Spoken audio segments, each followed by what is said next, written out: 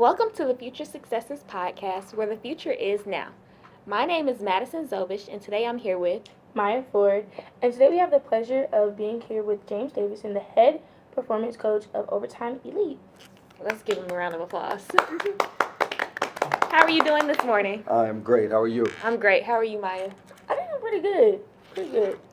So, we do have some interesting questions for you, but first, you want to start hot or you want to start cold? Hot. Okay, we'll get right into it. All right, you go ahead. All right. So, in our research, we saw that you have a background in strength and conditioning. Can you, one, explain us what your role here at Overtime is, and two, explain your background? All right. So I am a physical therapist and a strength and conditioning coach. Okay. My background is I'm just give you kind of the winding road that I took to get here. I've been an athlete all my life. Played college basketball, played professionally for a little bit, and when I came home, I knew I didn't want to just sit in an office. So I got into, right after I graduated college, really, I started kind of getting into strength and conditioning and really went for it. When I came home from playing ball, and it just kind of blossomed into different opportunities from the NBA to owning my own place, and now I'm here and I'm loving it. Great. Okay. All right. Most definitely.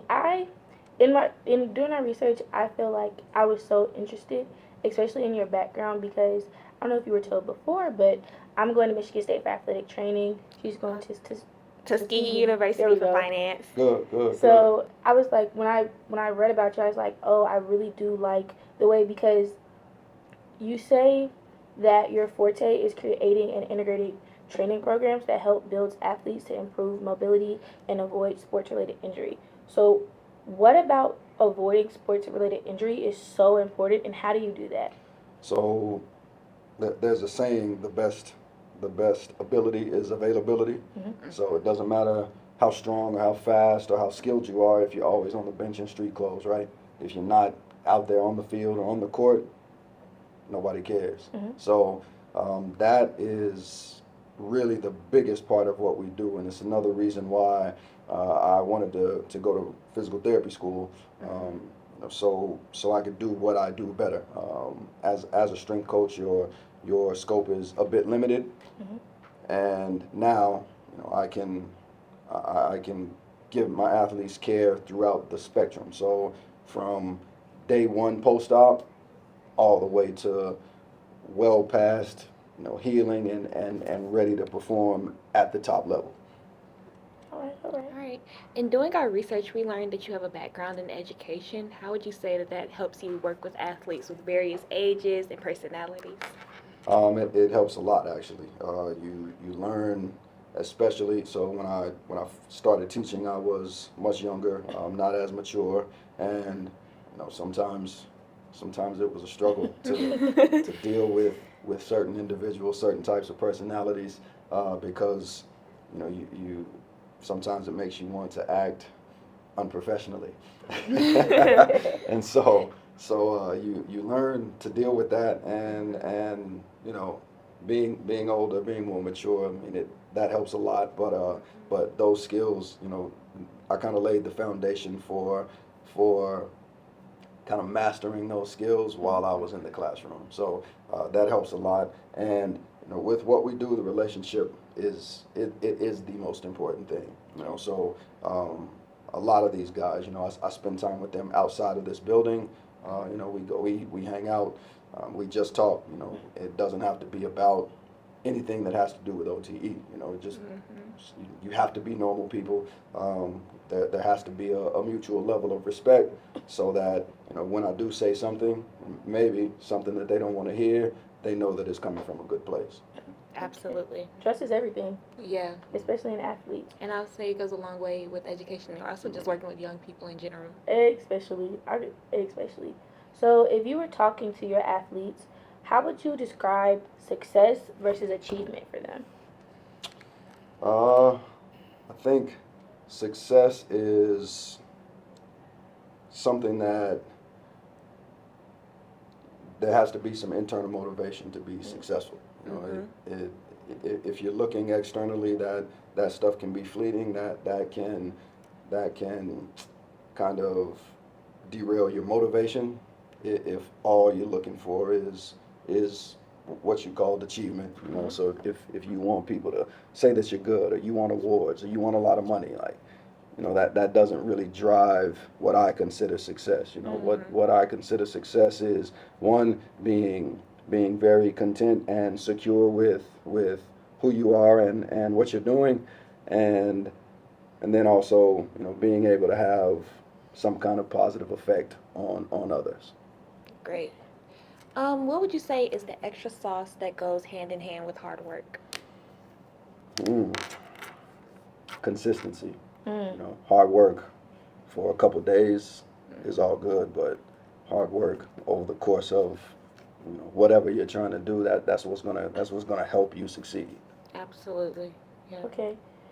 If you could give a 2 words about like just a core thing that, because consistency really brought something out in me.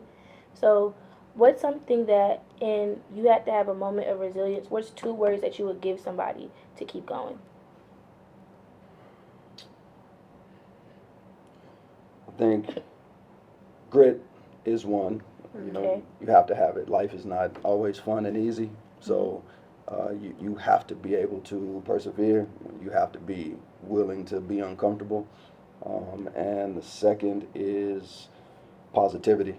You know, things can always be worse. You know, Yeah. and I think if you remind yourself of that, especially if you can be empathetic to, you know, what other people are going through who may not be as fortunate, or who may not be in the same types of positions, or, you know, who don't have the same opportunities as you, it can make you stop complaining and just get to work. Absolutely. I like that. For sure. Definitely. All right, and then what? Because you talked about how you knew out of college, right, that you weren't gonna go to that next level. With kids now, especially like being in an environment like OTE, do y'all have those deep conversations? Hey, you're good today, but just because you're good here, there's somebody else who's not known who can also be just as good. So, how do you formulate those conversations in serious and giving them the reality of the situation? Again, it goes back to the relationship piece. You know, I think I would bet that every one of the guys that we have worked with, every one of the guys that we have here now, they know that when I talk to them, I'm always going to be completely honest, and it's always coming from a good place. And so when you have that relationship, it's much easier to have those conversations, and they're received a lot better than, you know, if we didn't have that type of relationship. Great. What relationships would you say have helped you along your journey? A bunch. So to start it all off, my relationship with my family. You know, I could have very easily went the wrong way, but because I care so much about my family, and because, you know, they've always been a positive influence. You know, I didn't want to disappoint anybody, so, you know, you make your mistakes because you're young, but I never went out looking for trouble. I always knew that I wanted to be something better. So that's the most important one.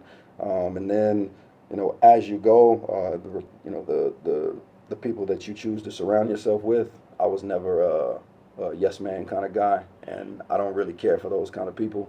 So all of my friends, and friend is a big word to me. I don't just use it lightly. Yeah, so my circle is small. It's always been small, and those are the guys and the girls who I know that if I'm doing something out of character, they will check me right away, and that's what I like.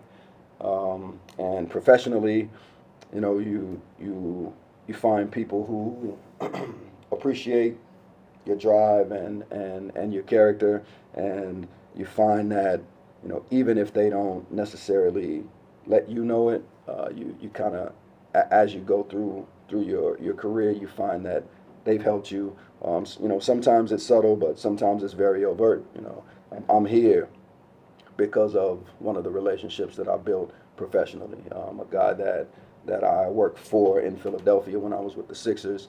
He's been one of my biggest advocates since I got there, and so he helps me a lot.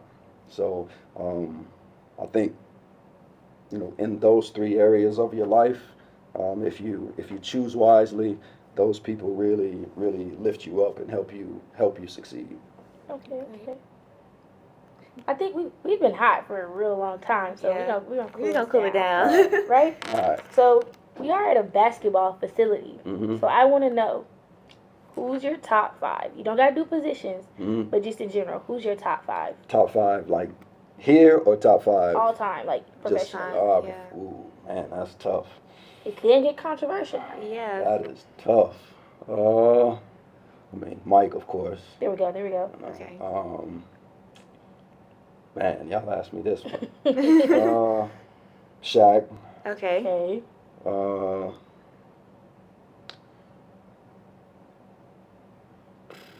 Magic. Jason Okay. Kidd. One more. Let me get a power forward in there. Man, this is tough. Let's say, I'll say Karl Malone. All right. Okay. All right. What's yours? Okay. So of course I gotta say Michael Jordan. That's okay. Who else would I say? I'll say Bron. You know you gotta include Kobe. Yeah.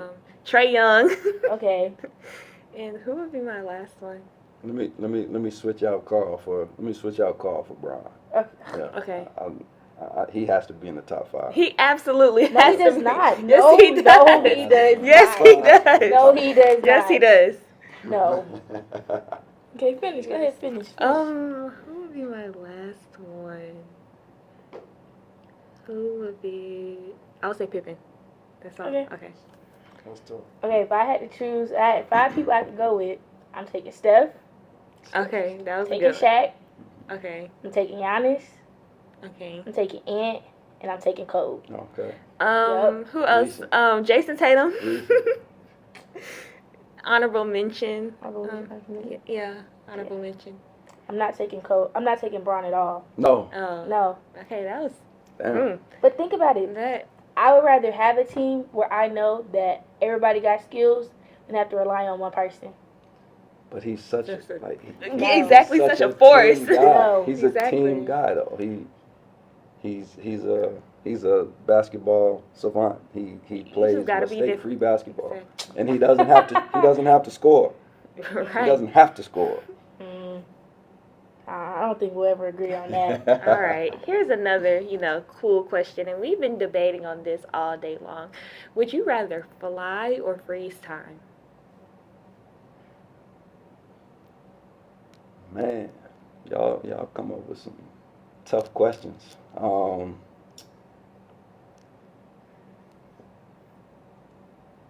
It would be really cool to fly, but freeze time. Thank you. No.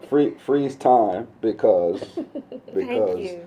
so I told you I'm very close to my family, and so my parents had me when they were very young, so I had all of my grandparents. Okay. So to be able to have them all still, Okay. like nothing would beat that. Yeah. So I agree with you. I say freeze time, especially right now, because I literally leave to go into my freshman year of college in 3 days, and I'm like, I'm just not ready to go. Like, keep me here. But then we have those who You'll are enjoy it though. on the other side of the spectrum. I would fly.